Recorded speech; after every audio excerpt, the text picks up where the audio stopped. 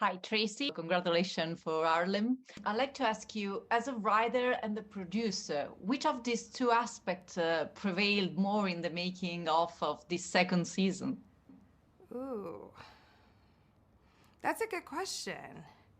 Um, I think I would say both kind of equally. When I sit down and start thinking about seasons, I think about ideas that are funny to me, ideas that are going on in my life, if I'm experiencing something with a relationship, if I'm experiencing something just personally in general. I write that stuff down to kind of figure out how can I channel what I'm feeling and what other people I know are feeling into something creatively. But then my producer hat comes on, and that probably takes up the majority of my energy because it's so much work putting together things, especially in a pandemic, and trying to figure out how to accomplish things without people getting sick, and you have limited locations, and trying to make sure it feels authentic. And sometimes we don't get the most money to do all of the things that are in my head.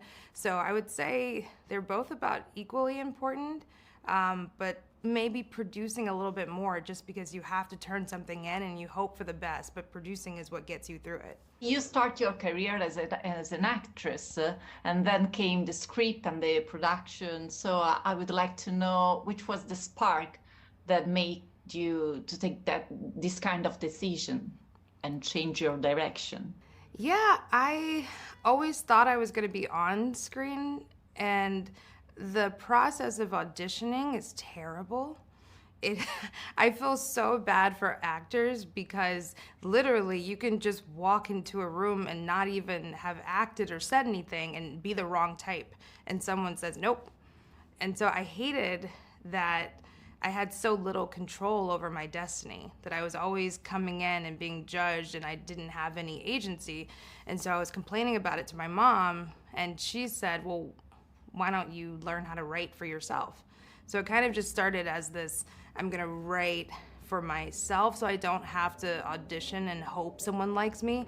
And then I just loved it so much that it evolved into writing for other people. And now that's pretty much what I do, and I love it. And I try to make actors feel better about the process than when I was coming along, because it can be kind of brutal.